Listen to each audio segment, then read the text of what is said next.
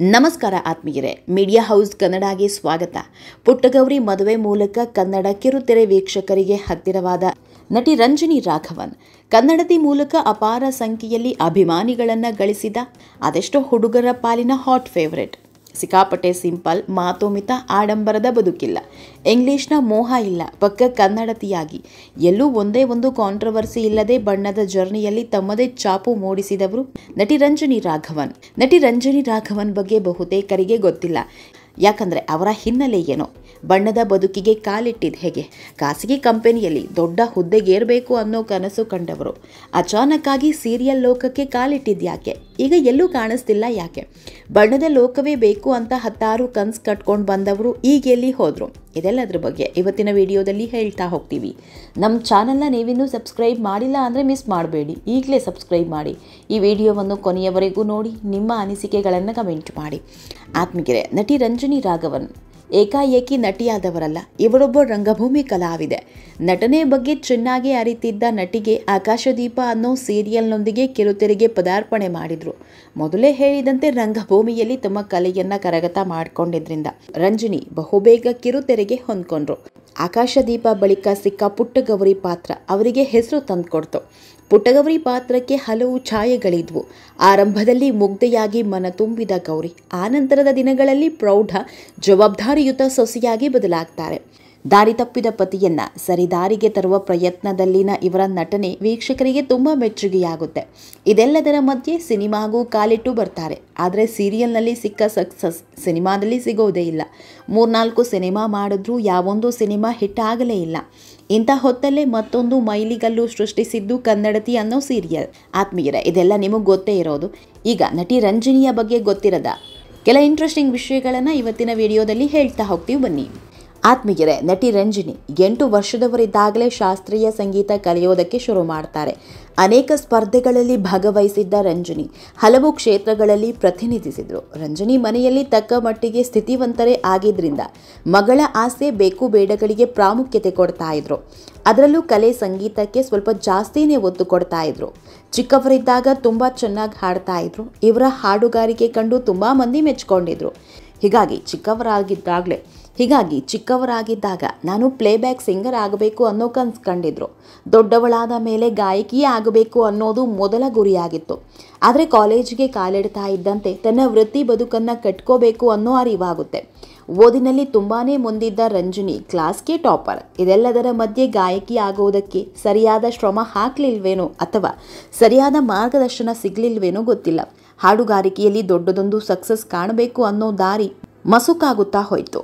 ಹಾಡೋದು ಕೇವಲ ಹವ್ಯಾಸವಾಗಿ ಉಳಿಯಿತು. ವಿದ್ಯಾಭ್ಯಾಸದ ಕಡೆಗೆ ಹೆಚ್ಚಿನ ಗಮನ ಕೊಟ್ಟಿದ್ರಿಂದ ಒಳ್ಳೆ ಕೆಲಸ ಹಿಡಿಬೇಕು ಅನ್ನೋ ಕನಸು ಹುಟ್ಕೊಳ್ತು. ರಂಜನಿಗೆ HR ಮ್ಯಾನೇಜ್ಮೆಂಟ್ ಸಬ್ಜೆಕ್ಟ್ ತುಂಬ ಇಷ್ಟ ಆಗಿತ್ತು. ಜನರ ಜೊತೆ ಕೆಲಸ ಮಾಡಬೇಕು ಅನ್ನೋ ಆಸೆ ಹುಟ್ಕೊಳ್ಳುತ್ತೆ. ಕೊನೆಗೆ HR ಏನೋ ಆದರೂ ಆದರೆ ಕೈ ಹಿಡಿದಿದ್ದು ಮಾತ್ರ ಬಣ್ಣದ ಲೋಕ. ಆತ್ಮೀಯರೇ, 2012ರಲ್ಲಿ ಮೊದಲ ಬಾರಿಗೆ ಆ್ಯಕ್ಟಿಂಗ್ ಆಡಿಷನ್ ಕೊಡ್ತಾರೆ. ಅಲ್ಲಿಂದಲೇ ನೋಡಿ ನಾನೇನು ನನ್ನ ಬದುಕು ಏನು ಅನ್ನೋ ದೃಷ್ಟಿ ಬದಲಾಗಿದ್ದು. ಸ್ಟೇಜ್ ಫಿಯರ್ ಅನ್ನೋದು ಮೊದಲೇ ಇರಲಿಲ್ಲ. ಯಾಕಂದರೆ ಚಿಕ್ಕವಳಾದಾಗಿನಿಂದಲೂ ಸಂಗೀತ ಕಾರ್ಯಕ್ರಮ ಕೊಡ್ತಾ ಇದ್ದಿದ್ದರಿಂದ ಭಯ ಆತಂಕ ಅನ್ನೋದು ಇರಲೇ ಇಲ್ಲ ಬಿಡಿ. ಹೀಗಾಗಿ ಧೈರ್ಯವಾಗಿ ಆಡಿಷನ್ ಕೊಟ್ಟು ಸೆಲೆಕ್ಟ್ ಆಗ್ತಾರೆ. ಓದಿದ್ದೆಲ್ಲ ಇಂಗ್ಲೀಷ್ ಮೀಡಿಯಂನಲ್ಲೇ ಆದರೂ ಪಕ್ಕ ಕನ್ನಡತಿಯವರು. ಶಾಲೆಯಲ್ಲಿ ಇರೋ ಎಲ್ಲ ಫ್ರೆಂಡ್ಸ್ ಕನ್ನಡದಲ್ಲೇ ಮಾತನಾಡ್ತಾ ಇದ್ರು. ಮಾಸ್ಟರ್ಗಳ ಜೊತೆಗೂ ಕನ್ನಡದಲ್ಲೇ ಚರ್ಚೆ ಮಾಡ್ತಾ ಇದ್ದಿದ್ದರಿಂದ ಕನ್ನಡದ ಹಿಡಿತ ಎಲ್ಲೂ ತಪ್ಪಿರಲಿಲ್ಲ. ಇದೇ ಕಾರಣಕ್ಕೋ ಏನೋ ಟಿವಿಯಲ್ಲಿ ನಟಿಸೋದಕ್ಕೆ ಥಟ್ಟಂತ ಅವಕಾಶ ಸಿಗುತ್ತೆ. ಇಲ್ಲಿಂದಲೇ ಮನೋರಂಜನೆ ಕ್ಷೇತ್ರ ತುಂಬಾ ಇಷ್ಟವಾಗಿ ಬಿಡುತ್ತೆ. ಕಥೆ ಹೇಳೋದು, ಪಾತ್ರದಲ್ಲಿ ಮುಳುಗೋದು, ಮೇಕಪ್ ಮಾಡಿಕೊಳ್ಳೋದು, ಹೀಗೆ ಪ್ರತಿಯೊಂದನ್ನು ಇಷ್ಟಪಟ್ಟು ಮಾಡೋದಕ್ಕೆ ಶುರು ಮಾಡ್ತಾರೆ. ಈ ಕ್ಷೇತ್ರದ ಬಗ್ಗೆ ಆಳವಾಗಿ ತಿಳ್ಕೋಬೇಕು ಅನ್ನೋ ಕಾರಣಕ್ಕೆ ಒಂದು ದಿನ ನಾಟಕ ನೋಡಲು ಹೋಗಿದ್ರು. ಆ ನಾಟಕ ನೋಡಿದ ಮೇಲೆ ಇವರಿಗೂ ರಂಗಕಲೆಯ ಹುಚ್ಚು ಆವರಿಸುತ್ತೆ. ನಾನು ಸಹ ನಾಟಕ ಕಲಾವಿದೆ ಆಗಲೇಬೇಕು ಅನ್ನೋ ಹಠಕ್ಕೆ ಬೀಳ್ತಾರೆ. ಹೀಗಾಗಿ ನಾಟಕ ಮುಗಿತಾ ಇದ್ದಂತೆ ಸೀದಾ ನಿರ್ದೇಶಕರ ಬಳಿ ಹೋಗಿ, ಸರ್, ನಾನು ನಿಮ್ಮ ತಂಡ ಸೇರ್ಕೊಳ್ತೀನಿ ಅಂತ ಮನವಿ ಮಾಡ್ತಾರೆ. ಇಲ್ಲಿಂದಲೇ ನಟಿ ರಂಜನಿಯ ಕಲಾ ಪ್ರಪಂಚ ಮತ್ತಷ್ಟು ವಿಸ್ತಾರವಾಗುತ್ತಾ ಹೋಗಿದ್ದು. ಕರ್ನಾಟಕ ಮಾತ್ರ ಅಲ್ಲ, ಕರ್ನಾಟಕದ ಹೊರಗೂ ಹಲವಾರು ನಾಟಕ ಶೋ ಕೊಟ್ಟಿದ್ದಾರೆ. ಆತ್ಮೀಯರೇ, ನಾಟಕ ಕಲಾವಿದೆಯಾದ 1 ವರ್ಷಕ್ಕೆ ಸರಿಯಾಗಿ ಪ್ರಮುಖ ಸೀರಿಯಲ್ನೊಂದರಲ್ಲಿ ಅವಕಾಶ ಹುಡ್ಕೊಂಡು ಬರುತ್ತೆ. ಈ ಟೈಮ್ನಲ್ಲೇ ರಂಜನಿಗೆ ತಾವೇನು ಅನ್ನೋದನ್ನು ಎಲ್ರಿಗೂ ತೋರಿಸ್ಕೊಡ್ಬೇಕಿತ್ತು. ಯಾಕಂದರೆ ಆಗ ಈ ನಟನಾ ವೃತ್ತಿಯಲ್ಲಿ ಅಭದ್ರತೆ ಕಾಡ್ತಾ ಇತ್ತು. ತಮಗೆ ತಾವೇ ಅಂದ್ಕೊಳ್ತಾ ಇದ್ರಂತೆ, ನಾನು ನೋಡಲು ಚೆನ್ನಾಗಿಲ್ಲ, ಗಾಯಕಿಯಾಗಲು ಗ್ಲಾಮರ್ ಇಲ್ಲ ಅಂತೆಲ್ಲ ನೊಂದ್ಕೊಳ್ತಾ ಇದ್ರಂತೆ.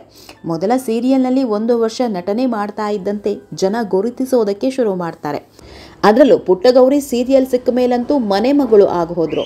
ಇದರ ಸಕ್ಸಸ್ನಿಂದಲೇ ಸಿನಿಮಾ ಆಫರ್ ಹುಡ್ಕೊಂಡು ಬಂದವು. ನಟನೆ ಜೊತೆಗೆ ಓದನ್ನು ಬಿಡದ ರಂಜನಿ MBA ಪದವೀಧರೆ. ಒಳ್ಳೊಳ್ಳೆ ಸೀರಿಯಲ್ ಆಫರ್ಗಳು ಸಿಗ್ತಾ ಇದ್ವು. ಆದರೆ ಒಂದು ಟೈಮ್ನಲ್ಲಿ ಇವರಿದ್ದ ಶೋನಿಂದ ಏಕಾಏಕಿ ಹೊರ ಹೋಗಬೇಕಾಗುತ್ತೆ.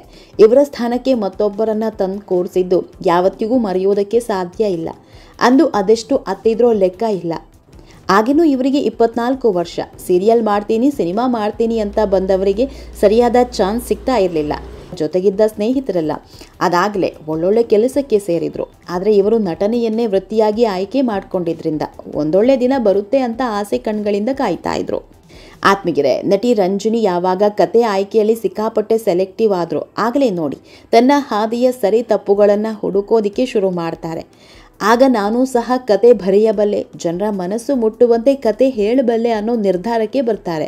ಕನ್ನಡ ವೆಬ್ಸೈಟ್ಗಳಿಗೆ ಸಣ್ಣ ಸ್ಟೋರಿಗಳನ್ನು ಬರೆಯೋದಕ್ಕೆ ಶುರು ಮಾಡಿದ್ರು. ಆ ಆರ್ಟಿಕಲ್ಗಳನ್ನು ಜನ ಇಷ್ಟಪಟ್ಟರು. ಹೀಗಾಗಿ ಕಥೆ ಡಬ್ಬಿ ಅನ್ನೋ ಪುಸ್ತಕ ಬರೀತಾರೆ. ಅದು 6 ತಿಂಗಳಲ್ಲೇ 15,000 ಪುಸ್ತಕಗಳು ಮಾರಾಟವಾಗ್ಬಿಡುತ್ತೆ. ಹೀಗೆ ನಾನಾ ಕಷ್ಟ ಅನುಭವಿಸಿದ ಪ್ರತಿಫಲವಾಗಿಯೇ ನಟಿ ರಂಜನಿ ಇವತ್ತು ಕಲಾವಿದೆ, ರೈಟರ್ ಹಾಗೂ ಗಾಯಕಿಯಾಗಿ ಈ ಮಟ್ಟಕ್ಕೆ ಬೆಳೆದು ನಿಂತಿತು. ಕನ್ನಡತಿ ಸೀರಿಯಲ್ಲೇ ಕೊನೆ, ಮತ್ತೆ ಯಾವುದೇ ಸೀರಿಯಲ್ನಲ್ಲೂ ಕಾಣಿಸ್ಕೊಂಡಿಲ್ಲ. ಇವರೇ ಬಣ್ಣದ ಲೋಕದಿಂದ ದೂರ ಆದ್ರ ಅಥವಾ ಬೇಕಂತಲೇ ಅವಕಾಶ ಕೊಡ್ತಾ ಇಲ್ವೋ ಗೊತ್ತಿಲ್ಲ. ಮದುವೆಗೆ ರೆಡಿಯಾಗಿರೋ ನಟಿ ಶೀಘ್ರದಲ್ಲೇ ತಾವು ಪ್ರೀತಿಸಿದ ಹುಡುಗನನ್ನ ಕೈ ಹಿಡಿಯಲಿದ್ದಾರೆ. ಆತ್ಮಿಕರೇ, ಈ ವಿಡಿಯೋ ನಿಮಗೆ ಇಷ್ಟವಾದಲ್ಲಿ ಲೈಕ್ ಮಾಡಿ, ಶೇರ್ ಮಾಡಿ, ಕಮೆಂಟ್ ಮಾಡಿ. ಇನ್ನೂ ನಮ್ಮ ಚಾನಲ್ನ ಸಬ್ಸ್ಕ್ರೈಬ್ ಮಾಡಿಲ್ಲ ಅಂದರೆ ಮಿಸ್ ಮಾಡಬೇಡಿ, ಈಗಲೇ ಸಬ್ಸ್ಕ್ರೈಬ್ ಮಾಡಿ.